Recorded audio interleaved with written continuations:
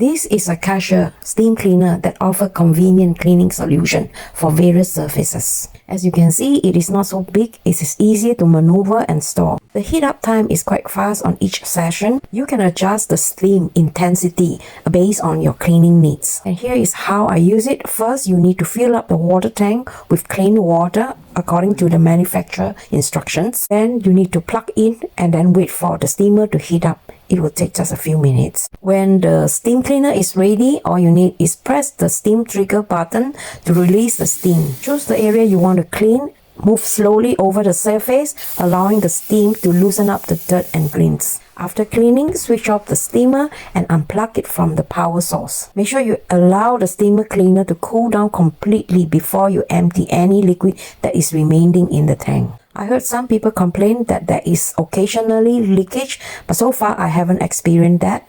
Overall, I find that this is a decent option for small cleaning tasks. I am really satisfied with its performance.